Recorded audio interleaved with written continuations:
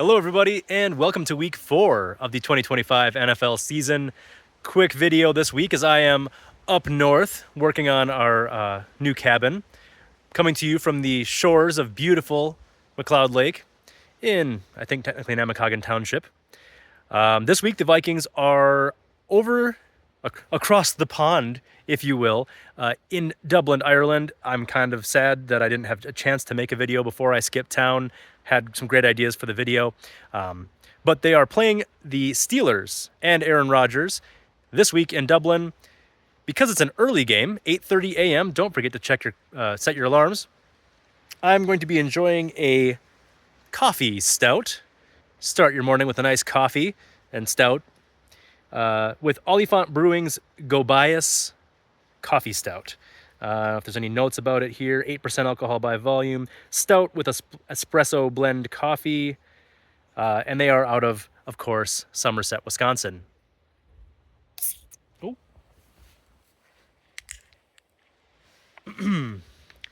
Okay, I don't have a glass, but the amount that I just spilled trying to open it with one hand tells me it's a beautiful, beautiful dark color. I can smell the coffee even from this distance.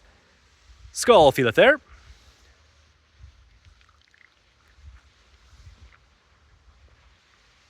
Oh yeah. Very smooth. The coffee flavor comes through, but it doesn't really lend a super bitter taste to it. I don't want to besmirch their name, but it kind of reminds me of like I shouldn't make coffee comparisons. I know nothing about coffee, but it's a very smooth, very sweet, very almost creamy coffee flavor versus like a bitter, acidic coffee flavor. All in all, a great way to start the day before kickoff. Thank you, Oliphant Brewing. Okay, to get to the point, because I'm not sure how much of this I'll be able to upload from up here. The Vikings are in a weird spot. Two very lackluster performances with their rookie quarterback under center. He got hurt with an ankle sprain. Carson Wentz comes in. The Vikings defense has specifically cornerback Isaiah Rodgers has a historically good day, possibly statistically the best cornerback performance ever. And they wiped out the Bengals. Granted, with a backup quarterback, but their backup quarterback is Jake Browning, who has traditionally done well. So what do you make of this team? I think this week is a good test because while the Steelers are not the dominant world beaters that they used to be, I heard Arif Hassan of the Norse Code podcast, highly recommended if you ever want to listen to it, call them the best fake good team. They've gotten by. They've famously been, I'm recording. They've been 9-7 seemingly for the last 10 years since Big Ben got hurt. They've got a solid offensive line in terms of the talent on the offensive line, but they've proven kind of leaky against pass rush. Aaron Rodgers is old, frankly, and lacks arm strength. They have DK Metcalf, and that's about it. They also have Calvin Austin, but apart from DK Metcalf and Calvin Austin, I also heard this on the Norse Code podcast, all other wide receivers on the team have 2 receptions.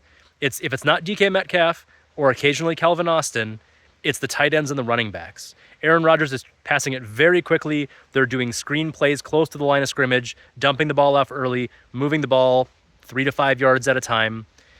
The big concern there for the Vikings is that they play a lot of, they call it off coverage, like the Vikings defenders aren't up on the line crowding the receivers. So if the Steelers want to run a lot of screen game, they might be able to move the ball, matriculate the ball, as some say, down the field against a somewhat soft bend but don't break Vikings defense. One last interesting thing, again, I heard on the Norse Code podcast because he had a guest on who is a beat writer for the Steelers, was talking about how the Steelers have struggled more with 4 linemen rushing than a 5 or 6 man blitz. And that might be an interesting thing that Brian Flores wants to try, is rushing with 4, moving the line around a little bit, and then dropping more people into coverage or trying to help shut down those screen games. Of course, the Vikings have Andrew Van Ginkel, who famously loves intercepting screen passes, including from Aaron Rodgers, including overseas, as he picked off Rodgers with the Jets last year, I believe. So it could be interesting on that side of the ball. On the offensive side of the ball for the Vikings, I'm concerned about the blitz the pass rush from the Steelers. Obviously, they have T.J. Watt, who has not recorded a sack this year, but he is facing like an astronomical amount of double blocks and chip blocks from tight ends and things like that. They do have, I'm going to forget his name, Higbee or Higgins or something like that, who has been phenomenal on the opposite end of the line, who could get some hits on Carson Wentz. I think the Vikings are again going to try to run the ball as best they can. Jordan Mason has been having a great season, and I think the most they can take off of Carson Wentz's plate, the better. But I do still think they'll have plenty of passing opportunities looking for Justin Jefferson. And the Steelers are also, at least in this very young season, although we're now about a quarter of the way through, they've proven kind of leaky against tight ends. So maybe it's a Hawkinson week. All in all, I think it's a good test to see kind of where the Vikings are against a solid team that has its flaws. They're not world beaters. We're not going up against the Lions or the Ravens or even the Chargers, really. They're a solid team. Let's see where we fit in.